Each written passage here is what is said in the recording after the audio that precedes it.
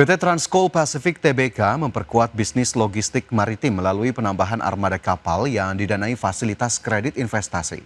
Langkah ini diharapkan meningkatkan kapasitas operasional perseroan sekaligus mendukung pertumbuhan pendapatan dari jasa angkutan energi dan komoditas.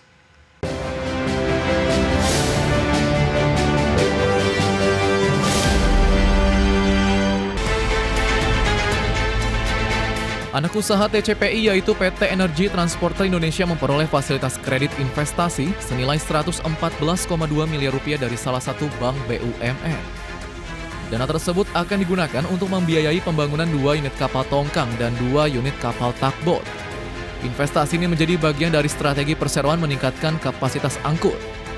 Penambahan armada diharapkan mendukung pertumbuhan bisnis jangka panjang. Penambahan armada akan meningkatkan kemampuan perseroan dalam melayani permintaan jasa transportasi batubara dan komoditas energi.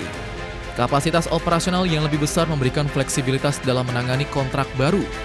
Strategi ini juga memperkuat posisi TCPI di industri logistik maritim nasional. Efisiensi operasional diharapkan ikut meningkat. Investasi armada menjadi fondasi perseroan untuk meningkatkan pendapatan seiring bertambahnya volume pengangkutan. Dukungan pembiayaan dari perbankan mencerminkan kepercayaan terhadap prospek bisnis perseroan. Ekspansi armada juga membuka peluang peningkatan kontrak jangka panjang. Langkah ini mendukung pertumbuhan kinerja keuangan TCPI. Perseroan terus memperkuat armada sebagai bagian dari strategi memperluas layanan logistik maritim terpadu. Meningkatnya aktivitas pengangkutan komoditas memberikan peluang pertumbuhan bagi sektor pelayaran nasional. Dengan armada yang semakin besar, TCPI diharapkan mampu meningkatkan daya saing dan pangsa pasar. Strategi tersebut berpotensi menciptakan nilai tambah bagi pemegang saham. Berbagai sumber IDX Channel. PT Diandra Media International Tbk menargetkan pertumbuhan pendapatan sekitar 5% pada 2026 seiring pemulihan industri meeting, incentives, conventions, dan exhibitions atau MICE. Untuk mencapai target tersebut, perseroan akan memperkuat intellectual property event dan melakukan diversifikasi bisnis. Perseroan menargetkan pendapatan tumbuh sekitar 5% pada tahun ini seiring pemulihan industri MICE. Oleh karena itu, manajemen optimistis permintaan penyelenggaraan event akan tetap meningkat. Target tersebut diharapkan mendorong kinerja perseroan. Di sisi lain, perseroan tetap mengandalkan intellectual property event sebagai pendorong utama pendapatan. Selain itu, event unggulan seperti IIMS dan IFEX masih menjadi kontributor terbesar. Strategi ini juga memberikan margin usaha yang lebih baik. Selain itu, perseroan meningkatkan porsi event korporasi untuk mengurangi ketergantungan pada proyek pemerintah. Dengan demikian, kinerja bisnis diharapkan menjadi lebih stabil. Perseroan juga terus mengembangkan berbagai event baru. Perseroan menyiapkan belanja modal untuk revitalisasi venue dan digitalisasi operasional. Selanjutnya, investasi tersebut diharapkan meningkatkan investasi efisiensi dan mendukung pertumbuhan jangka panjang. Perseroan optimistis prospek industri MICE masih tetap positif.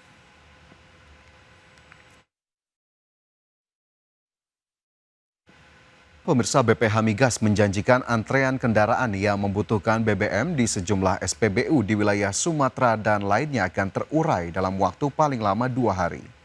Kepala BPH Migas Wahyudi Anas memastikan stok BBM bersubsidi seperti biosolar dan pertalite masih cukup untuk melayani kebutuhan masyarakat. Menurut Wahyudi Anas, antrean kendaraan terjadi karena pola pergeseran konsumsi masyarakat. Dari yang sebelumnya membeli BBM non-subsidi kini beralih ke BBM bersubsidi. Peningkatan pengguna BBM bersubsidi tersebut membuat antrean semakin panjang di sejumlah daerah, terutama di jalur logistik Trans Sumatera. Indikasi antrian, sepakat tadi adanya shifting, perubahan pola pembelian BBM non-subsidi, banyak yang pindah menjadi subsidi. Itu sesuai regulasi ketentuan memang diizinkan dan dimungkinkan untuk masyarakat.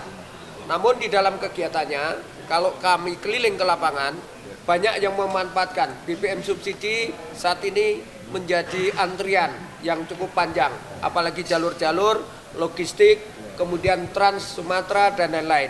Ini penting untuk menjadi dicermati bahwasanya prinsipnya BPH Migas bersama Pertamina Patraniaga berjuang keras best effort untuk menyalurkan dan menyediakan BBM seluruh SPBU yang tersebar tersebut.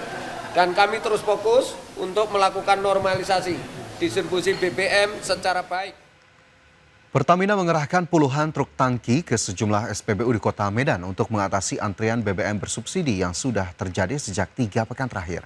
Selain mempercepat upaya distribusi, Pertamina juga memastikan Integrated Terminal Medan Group beroperasi selama 24 jam untuk mendukung percepatan penyaluran BBM. Pertamina mengerahkan puluhan truk tangki ke sejumlah SPBU di Kota Medan untuk mengatasi antrian BBM bersubsidi yang sudah terjadi sejak 3 pekan terakhir. Dikawal langsung petugas kepolisian dari Polres Pelabuhan Belawan dan Polda Sumut, sebanyak 6.600 kiloliter BBM jenis Pertalite, Solar, Pertamax didistribusikan ke SPBU-SPBU di Kota Medan. Selain mempercepat upaya distribusi, Pertamina juga memastikan Integrated Terminal Medan Group beroperasi selama 24 jam untuk mendukung percepatan penyaluran BBM ke sejumlah SPBU di wilayah Sumatera Utara.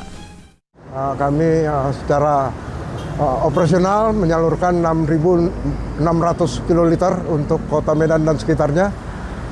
Dan untuk kelancaran itu kami mengucapkan terima kasih atas dukungan, pengawalan, pengamanan dari Bapak Kapolda Sumut, Bapak Kapolres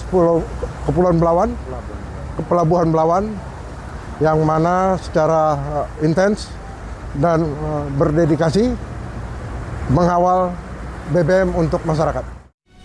Pertamina memastikan akan memperketat pengawasan di seluruh rantai penyaluran BBM. Pertamina tidak akan mentolerir terhadap setiap bentuk pelanggaran yang mengganggu kendala distribusi yang merugikan masyarakat. Dari Medan, Sumatera Utara, Yuda Bahar, IDX Channel. Menteri Investasi dan Hilirisasi Rosan Roslani menyebut bahwa realisasi investasi hilirisasi pada semester 1 2026 mencapai 300,1 triliun rupiah atau naik sebesar 6,9% secara year on year. Adapun kontributor utama dipimpin oleh sektor mineral yakni sebesar 206 triliun yang disumbang oleh nikel, bauksit, dan tembaga.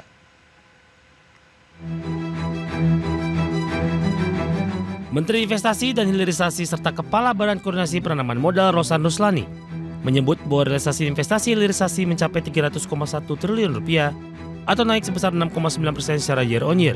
Rosan mengatakan kontributor utama investasi di bidang hilirisasi dipimpin oleh sektor mineral, yakni sebesar 206 triliun rupiah, yang terutama disumbang oleh komoditas nikel, bauksit, dan tembaga.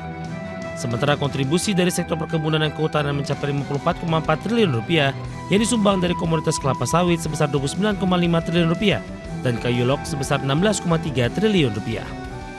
Komoditas minyak dan gas bumi berkontribusi terhadap hilirisasi sebesar 35,4 triliun rupiah, kemudian sektor perikanan dan kelautan 3,8 triliun rupiah.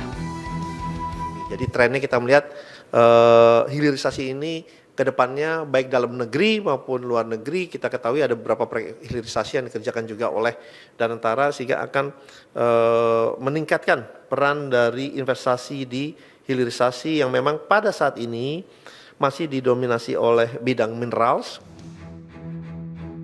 Apabila dilihat dari lokasinya, investasi hilirisasi yang berasal dari luar Jawa tercatat lebih besar, yakni mencapai 75,7% atau senilai 227,3 triliun rupiah.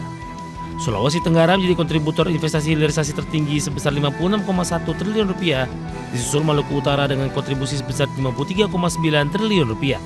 Sementara peringkat ketiga ditempati Jawa Barat dengan menyumbang investasi 25,8 triliun rupiah. Jakarta, Tim Liputan, IDX Channel. Kementerian Perindustrian terus memperkuat pembangunan sumber daya manusia yang siap kerja dan berdaya saing global. Langkah ini untuk mendukung pemerintah dalam industrialisasi dan hilirisasi dalam negeri. Pemerintah melalui Kementerian Perindustrian terus memperkuat sumber daya manusia industri sebagai fondasi dalam mewujudkan visi Indonesia menjadi negara industri maju. Komitmen ini diwujudkan melalui penyelenggaraan pendidikan vokasi industri pada jenjang SMK, SMAK, dan SMK SMTI yang dirancang sesuai kebutuhan dunia usaha dan dunia industri. Kepala Badan Pengembangan Sumber Daya Manusia Industri Dodi Rahadi mengungkapkan, saat ini industri nasional telah menyerap lebih dari 20 juta tenaga kerja serta memberikan kontribusi sekitar 82% terhadap ekspor nasional. Hal ini menandakan sektor industri terus tumbuh dan membutuhkan tenaga-tenaga baru yang kompeten. Hal ini sejalan dengan program pemerintah dalam memperkuat industrialisasi dan hilirisasi dalam negeri. Sebulan pertama ini sudah 52,22 lulusan yang SMK. Ya. Kalau tadi ada tenaga kerja di luar lulusan ini, artinya yang kami melatih juga untuk pekerja migran. Ya, itu ke luar negeri. Yang kita training di balai-balai diklat. Yang lulusan ini 3 bulan pertama ini juga kan dilatih bukan dilatih, kita arahkan ke industrinya. Hingga Juli 2026, sebanyak 1.483 orang atau 63,70% dari total 2.369 lulusan telah terserap bekerja di berbagai perusahaan industri. BPSDMI juga akan terus mendampingi lulusan yang masih berada dalam proses pencarian kerja dengan memberikan asistensi selama 3 bulan ke depan untuk pencarian kerja. Dari Jakarta, Adi Firmansyah, IDX Channel.